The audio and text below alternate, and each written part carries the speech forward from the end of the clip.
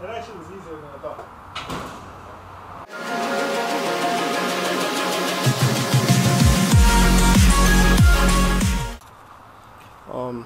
This is all I can really find, so this is what I use.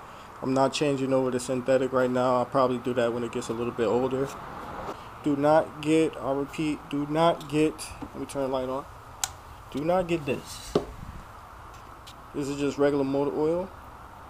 It's not going to hurt it or anything, but this pretty much makes your clutch slip. I didn't know that. I thought it was this pretty much, because this is what I started with, and then I had to empty that stuff out, and then I had switched to this. I would like to get some more of this, but my store didn't have that, and so I got this. This is just until I go and get some better oil. This is pretty much just break-in oil because it's cheaper. All right.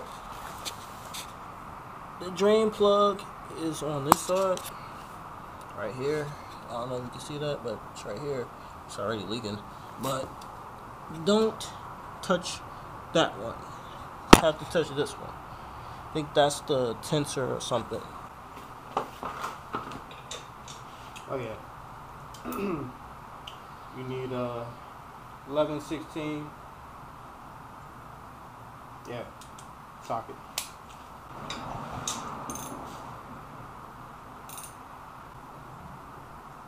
Alright, clean this too.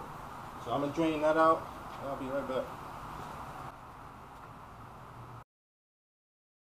Let me angle the bike up a little bit so I can flow freely. Alright.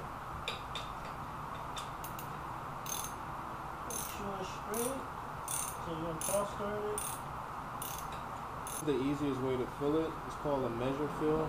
You just open the valve and you're pretty much done. Alright, that's just about it.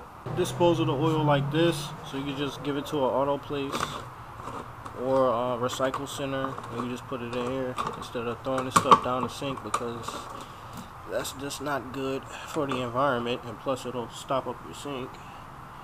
So bye bye use oil. Okay. Oh, I didn't spill any that time. That's cool.